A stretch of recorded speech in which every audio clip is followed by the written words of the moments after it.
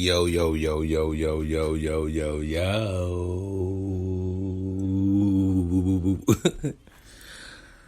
Welcome to another lovely episode of It's Okay Not to Be Okay. Alright, I'm going to cut to the chase. I'm taking shots. Nah, not shots of liquor. Nah, I'm on my petty today.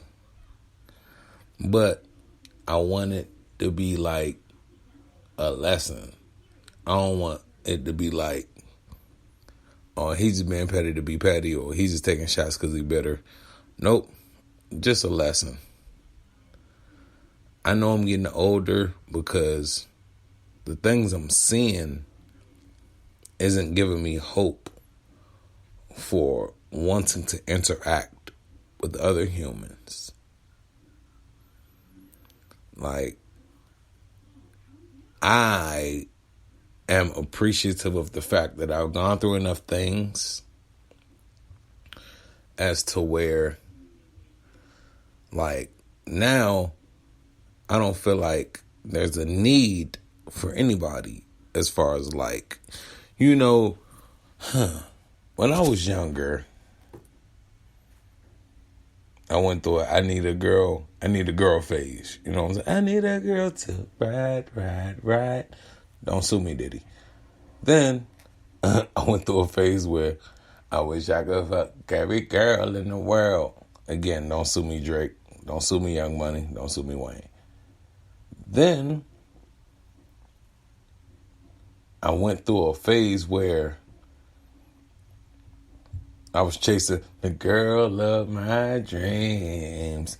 Don't sue me, Rod Wave.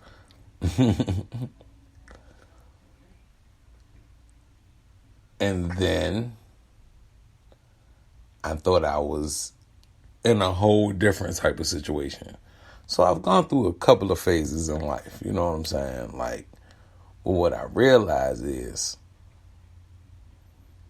you gotta watch the people that's closest to you because they be jealous.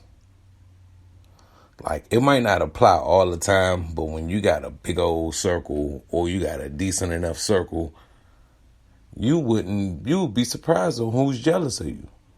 You'd be surprised on who's like a little envious of you. Like, you'd be surprised at how much fake love and they be saying bros before hoes, but that's a crock of shit. Girls don't stick together. Well, no. Yeah, girls don't stick together. Once they find the right type of nigga, they'll snake their girl in a heartbeat. Bros don't stick together. Once bros find the right girl, they'll snake their bros in a heartbeat. Also, what I've noticed is, remember, my last episode I told you I was single for the better, like I chased one jump for 9 years. I was single for the better part of like 12, 13 years. I had people around me. Everybody was in relationships. People are getting married. All that. I might have wanted a situation, but I've never wanted anybody's situation, if you feel what I'm saying. Like, I always, you know what I'm saying? I never wanted it to be like a situation where it's like, oh my God, if I could get a situation like that, I'd be set. No, I've never, ever been in that position in my life. So it's hard to see people that would really hate on me. Like, bruh, I didn't even know who I was. I couldn't even identify what I had going on. Look, this is 2023, right? I'm 36, right? I turned 37 this year, right? I didn't even know I was attractive until I was like 32, 33. Think about that, y'all. I squandered like 10 years of my life because I just never felt like I was good enough, never felt like I was worthy enough, never felt like I had it. Now, my alter ego, because I'm a rapper, my alter ego, I thought I was the man. Like, it's going, like, the real you and the person that you might put out there in the world be two different yous. You know what I'm saying? Like, for real, like, in life, it be like that. Like, as a rapper, especially back in the day when I was rapping, nobody wanted to hear no emo rap. And when I was making all the emo rap, my producers was cussing me out. Like, nah, man, why you always gotta make this soft shit? And guess who ended up being the biggest selling motherfuckers out there? Drake, XXX, Tentacion, Juice WRLD. Everybody that was rapping on some soft shit. Rod Wave right now. Like, everybody that be trying to bear their soul over 808s are the ones that made a bunch of bread and was successful. I let people shun me out of what I wanted to do and seeing other people become successful on lanes I wanted to do. My own homeboys ain't even want to support me. I had niggas pawn my studio equipment. I had niggas falling asleep during my recording sessions. All that. And it's not because I wasn't nice. Because I'm nice. Let's not get it twisted. Right below infinity. No spaces. Type it in. Right below infinity. No spaces. On anything you could stream. I'm nice, Slim. I'm him. You feel me? I know I'm him. But the reason I only released that album is because the hate I got from the very same people who I was trying to make this music with.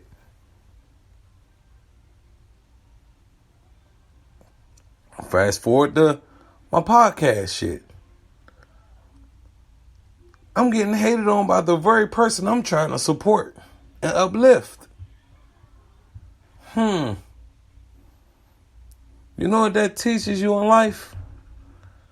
You gotta put the middle finger up to everybody else, and you just gotta worry about yourself. You ain't gotta worry about nobody else out here. Worry about you. And the people that will support you blindly and will forgive you for your less than perfect days and all of that. But all these people that pretend to be your peoples or messing with you because it's beneficial to them, man, fuck all of them. I had niggas fucking behind me. Just think about that. Alright, man, I'm gonna be completely transparent, right? Back in the day, I hit something I don't ever regret hitting this jump. But I hit something I probably shouldn't have hit. But I don't regret hitting the jump because guess what? Like, we like best friends to this day. You know what I'm saying? Like, I don't got a bad thing to say about her. Even if when I was mad at her 15 years ago, 16, whatever that was, then I might have had a little harshness to say, but I have not, like, ever since, nothing bad, bro. Like, me and her, like, we locked in, we cool, we vibe. It ain't about nothing, you know what I'm saying? Like, we the best of friends. Like, I could give her clear sound advice, she give me clear sound advice. We go kick it with each other, all that. Like, so I only regret messing that relationship up when there was a real relationship. You know what I'm saying? But, bruh, at 20, 21, 22, whatever, however old I was, I ain't know what to do with, like, real responsibility. Like, I'm not gonna lie to y'all. When it comes to, like I was selfish. I thought with my dick a whole lot. But, at this bigger age, at this 35, 36, 37, and at the time, I can even go back to 32, 30, 34, whatever. Like, I ain't been on no thinking with my dick just to try and fuck bitches and all that. Like, I'm sorry. I know. I wasn't on the type of time that you know what I mean? So once upon a time I made a mistake. Or whatever you want to call it. Because it was somebody that I was close to. It was like one of his relationships. Now, that's the only time I've been documented and hitting something behind somebody I knew, or the bro, or whatever you want to call it. That's the only time that I've been documented on it. And the other time, if I hit something somebody hit before me, I didn't know about it, or they wasn't of value. You know what I'm saying? Not saying they was worthless, but it wasn't like their girl or whatever. Like, so I feel like I ran into the worst form of hate, which is, oh, if he could fuck you, I should be able to fuck you. Or like being in secret competition. I've literally, yes, I'm saying it over and over again. I've literally had people who I thought was my man in secret competition with me go behind me and hit a jump right after I hit the jump, trying to prove a point. Like, huh? What are you trying to prove, bruh? I never forget, bruh. It was this girl. I was in a situation with her. This might have been like 2012, 2013, 2014. It was a while ago. Yeah, I'm going back. But it was a long time ago. It might even have been 2012. It was a long time ago, basically, right? So I'm hitting the jump. It might even have been earlier than that. It might have even been 2011 for real. I ain't gonna hold you. It was a long ass time ago. But like, I hit the jump. And then one day I'm just like, this ain't it. What am I doing this for? So I ignore her, nigga. I'm talking. She called me with 58 missed calls, voicemails, all that. You know what I'm talking about? Like, yeah. But at some point in every situation, you got to realize your worth. You feel me? So, stop hitting the jump, whatever. Bruh, somebody that's supposed to be my man wasted no time. Like, within, I don't know, like 10 days of me, like, really ignoring that jump. He all in our house cracking the jump. She wanna fake talk shit about me. Bitch, I left you. Wasn't the other way around. I left you. It wasn't the other way around. So that's when I kind of realized niggas wasn't shit. Niggas was just on my dick. Like, I ain't never was ever pressed the fuck behind another nigga in my life. You feel me? Ever, dog. Ever, bruh. Ever. You hear me? But like I said, shit happened, so I ain't gonna say I ain't never did it. But I never was like, oh, I'm geeking to hit that joint. Oh, he hit that joint. I gotta see what that joint like. No. Fast forward to like 2019. I no longer was living on the East Coast. I was on my little West Coast stint. Sunshine, good vibes. And my brother was pressed to hit this joint that I cracked. And I'm like, bruh, for one, you got a girl. So why are you pressed to go get some outside? But like, what is the thrill of outside vagina when you got vagina at home? I don't see it. I'm sorry. Call me what you want to call me. Like, I don't see the thrill in trying to get some strange when you got some shit at home. Because if your shit at home trying to go get some strange, then all of a sudden you deranged. I'm just saying. I'm just saying. I'm just saying. Like, think about that. Think about that. I'm taking shots, nigga. I'm taking shots. So,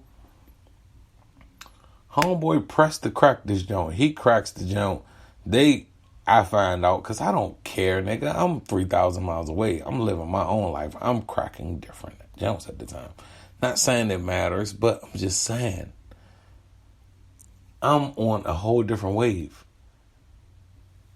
He dresses it up like he did all this and that.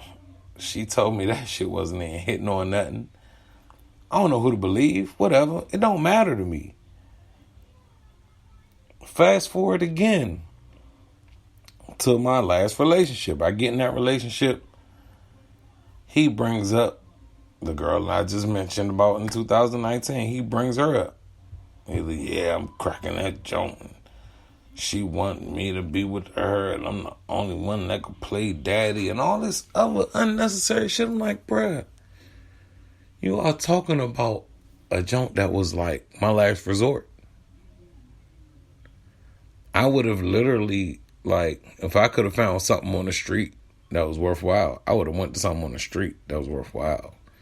She was my last resort when I was down bad. So I hit her when I was down bad. I wasn't even confident in the way I hit that jump.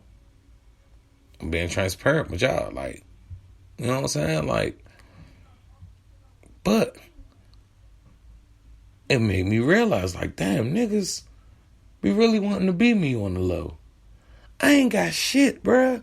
I ain't living good. Nigga, look, man. I ain't living good. I want to live on my own. I only got my car in my name. You know what I'm saying? Like, let's just be real here. Like, only thing in my name right now is my car and my debt. That's it. And this podcast. That's it. I ain't got nothing else in my name, Slim.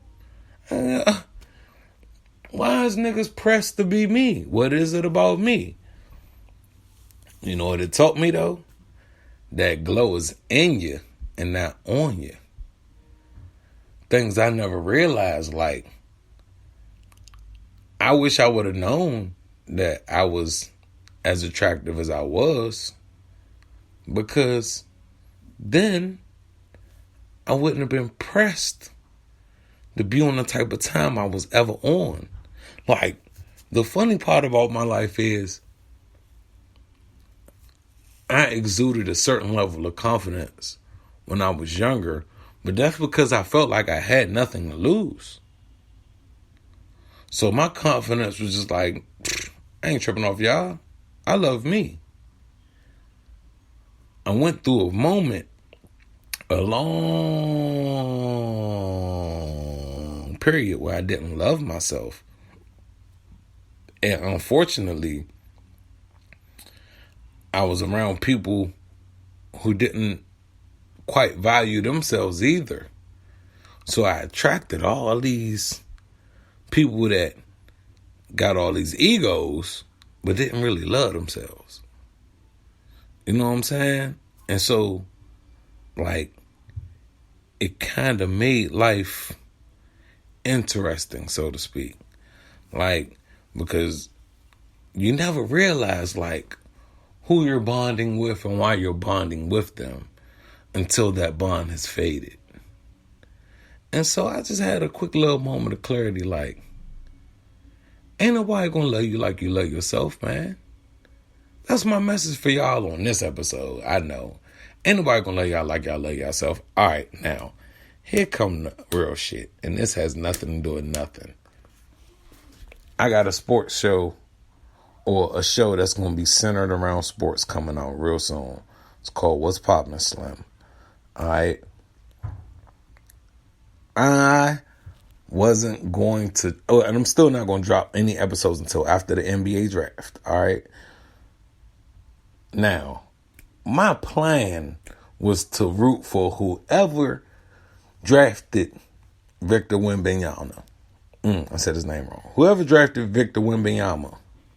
All right. It might have sounded like I said the same thing twice, but I didn't.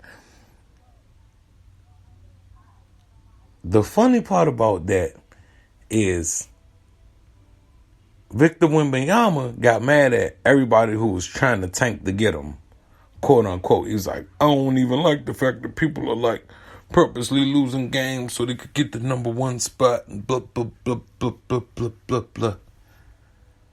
Now, plot twist. Greg Popovich threw away his whole season. He traded DeJounte Murray. He did like a fire sale of all the people. I think Lonnie Walker left the year before. Like, he was getting rid of people to set up, to tank for this very draft, to get that very same person. I'm taking shots. Because I wanted to root for whoever Victor Wembanyama got drafted to. But I'm not rocking with the Spurs. Now, when I get this new NBA 2K, when I start my career with them, absolutely. Absolutely. And I'm going to root for Victor, but I ain't going to root for the Spurs, Mo. Don't nobody outside of San Antonio or an acquaintance of mine that I went to high school with named Malcolm Alexander. San Antonio, the city of San Antonio, Texas, maybe a little bit of Oklahoma. I don't know how close San Antonio is to any of that shit. I ain't gonna hold you. And Malcolm, them the only Spurs people I know. You think I want to join that bandwagon? Hell nah. Much love for Greg. He's stern, he's sturdy. He's a stern, sturdy coach. Been stern and sturdy his whole career. He gonna teach Wemby a lot. But you think I'm rooting for the Spurs? Hell no. I might secretly root for the Spurs. But on the surface, out loud, hell no. Honestly, that first part of this podcast is on my mind heavy. But not as heavy as that second part. So I had to get that out my chest, man. That's all I had to say to y'all today. This episode for streams. Thank y'all for over 8,000. You're on our way to 10. I'm at 8. I'm past 8,000 now, y'all.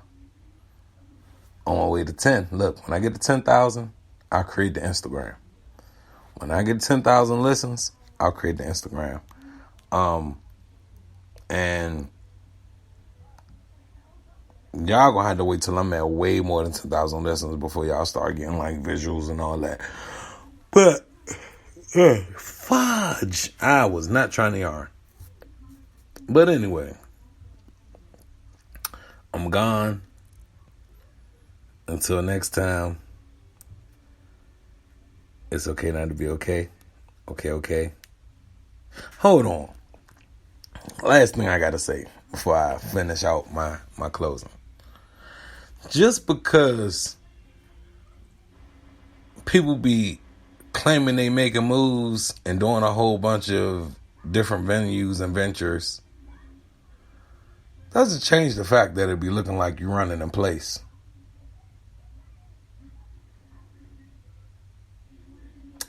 Yeah, I'm hating. I'm taking shots. Dude, perfect. On to mine. So, just because you got 5, 6 different things going on, don't mean you're making progress. Because you could still be running in place. And I'd rather not be running a race at all than to be sitting on that track, running in place. I know you're burning cardio, but you're also wasting energy. And yeah, I'm petty as a motherfucker. And you gonna remember me. It's okay not to be okay. Okay. Don't sue me, Drake. Y'all know the fucking name. Elay.